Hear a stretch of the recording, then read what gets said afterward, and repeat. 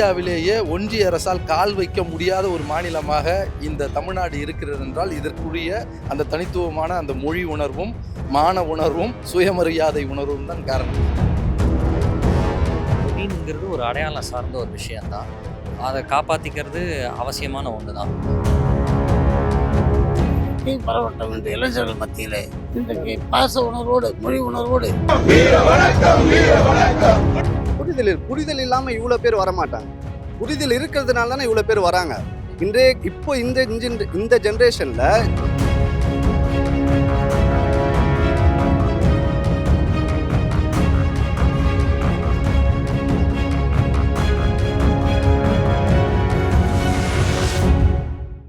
ஆண்டுதோறும் ஜனவரி 25ஆம் தேதி மொழிப்போர் தியாகிகள் வீரவணக்க நாளாக கடைபிடிக்கப்பட்டு வருகிறது. அந்த வகையில் மூலக்கொத்தளத்தில் உள்ள தியாகிகள் நினைவிடத்தில் முதலமைச்சர் ஸ்டாலினும் துணை முதலமைச்சர் உதயநிதி ஸ்டாலினும் அஞ்சலி செலுத்தினர். இந்நிகழ்வில் திமுக மாணவர் அணியை சேர்ந்த ஏராளமானோர் கலந்து கொண்டனர். ஜனவரி 25 மொழிப்போர் தியாகிகளுடைய நினைவு அஞ்சலி அனுசரிக்கப்படுது ஆண்டுதோறும். இப்போ முதலமைச்சர் மு க ஸ்டாலின் இதை ஆரிய திராவிட போர்னு 2026 தேர்தலில் சொல்லியிருக்காரு. தமிழ் இனம் மான உணர்வு அப்படின்லாம் சொல்லப்படுது. எப்படி பார்க்குறீங்க? இன்றைய சமுதாயத்திலும் இந்த தமிழ் மொழி குறித்த இந்த புரிதல் இருக்குன்னு நினைக்கிறீங்களா? நிச்சயமாக. அதாவது மத்தியில் ஆளக்கூடிய ஒன்றிய அரசு தொடர்ச்சியாக தமிழ்நாட்டுக்கு கொடுக்க வேண்டிய கல்வி நிதியை மறுத்த காலகட்டத்திலேயே இங்கே இருக்கக்கூடிய மாணவர்கள் மத்தியில் ஒரு மிகப்பெரிய புரிதல் ஏற்பட்டு விட்டது. இந்த இந்தி மொழியை நம்ம ஏற்றுக்கொள்ளாத ஒரே காரணத்திற்காக நமக்கு கொடுக்க வேண்டிய கல்வி நிதியை மறுக்கிற மாணவர்கள் மத்தியில் ஒரு மிகப்பெரிய எழுச்சி இருக்கு. மாண்புமிகு துணை முதல்வர், மாணவர் அணி, எங்களுடைய இளைஞர் அணி, தொடர்ச்சியாக எல்லா அணிகளுக்கும் அந்த புரிதல் ஏற்பட்டு இன்று அடுத்த கட்டத்தை நோக்கி இன்றைய காலகட்டத்தில் எப்படி இந்த மொழி போரை நாங்கள் தொடர்ச்சியாக மேற்கொள்வது என்பது தலைவர்களோட வழிகாட்டுதலோடு நாங்கள் தொடர் இருக்கிறோம். இது ஒரு 75 ஆண்டு கால இயக்கம். இந்த இயக்கத்திற்கென்று ஒரு மொழி உணர்வு, ஒரு தியாக உணர்வு எல்லா காலகட்டத்திலும் இருந்திருக்குது.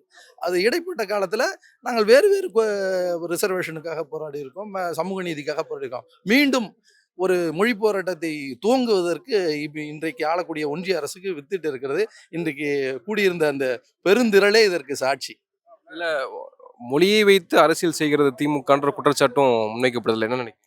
இந்தியாவிலேயே ஒன்றிய அரசால் கால் வைக்க முடியாத ஒரு மாநிலமாக இந்த தமிழ்நாடு இருக்கிறது என்றால் இதற்குரிய அந்த தனித்துவமான அந்த மொழி உணர்வும் மான உணர்வும் சுயமரியாதை உணர்வும் தான் காரணம். அதனால் தமிழ்நாடு தனித்தே இருக்கும். தமிழ்நாடு தனியாக தான் தெரியும். அதில் எங்களுக்கு ஒரு மாற்று கருத்தே கிடையாது. நாங்கள் தனியாக எங்களுக்கென்று உணர்வு உண்டு. மொழி உணர்வு, மொழியாலும் சுயமரியாதையாலும் உந்தப்பட்ட ஒரு சமூகம் இது. கண்டிப்பாக நிச்சயமாக அப்படிதான் இருக்கும். இந்த தேர்தலில் இந்த மொழி குறித்த பிரச்சனைகளும் மேலோங்கி இருக்குன்னு நினைக்கிறீங்களா? நீங்க எப்படி பார்க்குறீங்க? அதாவது ஒன்றிய அரசு எங்களை மொழியை நோக்கி தள்ள வேண்டிய காரணம் என்னன்னா, இப்போ இன்றைக்கு வந்திருக்கக்கூடிய அந்த பராசக்தி திரைப்படம் கூட அதில் இருக்கக்கூடிய ஒரு 58 கட்டு போட்டு அந்த படத்திற்கு அவர்கள் கொடுத்த நெருக்கடி இருக்குல்ல, அதை நாங்கள் திரைப்படமாகவே பார்க்கல. ஒரு மொழி உணர்வு சார்ந்து ஒரு படம் வந்துடக்கூடாது, இந்த மாநிலத்தில் அப்படி ஒரு படம் வந்துடக்கூடாது, மக்கள் மத்தியில் அந்த உணர்வு ஏற்பட்டக்கூடாதுன்னு ஒன்றிய அரசு அவர்களுடைய சென்சார் போர்டு மூலியமாக அதை தடை செய்கிறதும், இல்லை மாணவர்களுக்கு கொடுக்க வேண்டிய அந்த நிதியை கல்வி நிதியை மறுக்கிறது, இதெல்லாம் தொடர்ச்சியாக மக்களிடத்திலையும் மாணவர்களிடத்திலையும் ஒரு மிகப்பெரிய எழுச்சியை உண்டு செய்து. அது நிச்சயமாக வருகின்ற தேர்தலில் மாணவர்கள் முன்னின்று நடத்தக்கூடிய ஒரு தேர்தலாக தான் இந்த 2026 தேர்தல் இருக்கும். மொழிங்கிறது ஒரு அடையாளம் சார்ந்த ஒரு விஷயம்தான். அதை காப்பாற்றிக்கிறது அவசியமான ஒன்று தான். எத்தனை மொழி கற்றுக்கிறோனுங்கிறது எல்லாரோட தனிப்பட்ட கருத்து. தேவைக்கேற்ப தான் கற்றுக்குறோம். நம்ம பேசுகிறதுக்கு மொழி, நமக்குள்ளே தெரிஞ்சுக்கிறதுக்கு மொழி இருந்தால் அது போதும். அதனால் அது அவசியமான ஒரு போராட்டம் தான். இப்பயும் அது தேவையாக தான் இருக்குது.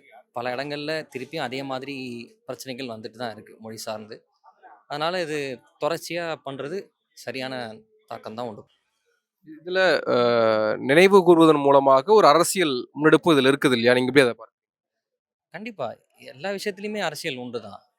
மொழினுங்கிறதும் அரசியல் சார்ந்து தான் இருக்குது. இப்போ அது உயிரோடு இருக்குன்னா அதுக்கு ஒரு காரணம் அரசியலும் தானே. இப்போது பல மாநிலங்களில் நம்ம பார்த்துட்ருக்கோம், அந்த பேசுகிற மொழி படிப்படியாக குறைஞ்சிக்கிட்டே வருது. அது காரணம் அந்தந்த ஊர் அரசியலில் அதை எடுத்து பேசாது தான்.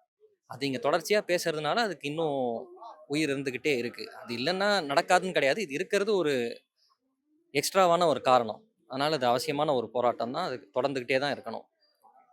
இது 1939 65 காலகட்டத்து போராட்டம். ஆனால் இன்றைய 2026 காலகட்டத்தில் தேர்தல் வர சூழலில் இன்றைய இளைஞர்கள் மத்தியில் இந்த புரிதல் இருக்கா? நீங்கள் எப்படி அதை சமீபத்தில் வந்த 14 வருஷத்தில் எந்த ஒரு மத்திய அரசு ஸ்கீம்ஸ் எடுத்து பார்த்தீங்கனாலும் ஒன்றுத்துக்குமே இங்கிலீஷ் பேரே கிடையாது. எல்லாமே சான்ஸ்கிரிட் பேர் இல்லை ஹிந்தி பேர் தான். இப்போ இதனால யாருக்கு ஹிந்தி தெரியும், யாருக்கு சான்ஸ்கிரிட் தெரியும்? தெரிஞ்சுக்கிறவங்களுக்கு உதவும். எல்லாருக்குமான அரசுனா எல்லாருக்கும் தெரிஞ்ச ஒரு மொழியை தானே பயன்படுத்தணும். இது அந்த விதத்தில் அவங்க அவங்க நிலைப்பாடை காட்டிட்டு தான் இருக்காங்க. நம்ம நிலைப்பாடை தக்க வச்சுக்கணும்னா அட்லீஸ்ட் தமிழ்நாட்டுக்குள்ளேயாவது இது நிகழ்ந்துட்டு தான் இருக்கணும். இதில் ஸ்டாலின் அவர்கள் வந்து இது ஆரிய திராவிடர் போர், இது நிலம் சார்ந்தது, இனம் சார்ந்தது, மொழி சார்ந்ததுன்ற அந்த பரப்புரையை மேற்கொள்றாங்க இல்லையா? அது மொழி அரசியல் பண்றாங்க திமுகன்ற ஒரு குற்றச்சாட்டு முன்வைக்கப்படுது. நீங்க எப்படி அதை பண்ணி தான் ஆகணும். நம்ம அடையாளத்தை வந்து அரசியல்னாங்கன்னா அது பண்ணி அந்த அரசியல் பண்ணி தான் ஆகணும். இப்போ நம்மளுக்கான அடையாளத்தை தக்க வைக்கிறத காப்பாற்றுறதுக்கு யாராவது ஒரு தலைவர் தேவையில்லை. இப்போ அந்த தலைமையேற்று இந்த கட்சி செயல்படுது, கழகம் செயல்படுதுன்னா அது பண்ணிகிட்டே தான் இருக்கணும். இப்போ அது ஒரு அடையாளமாக இருக்கிறது நல்லது தான்.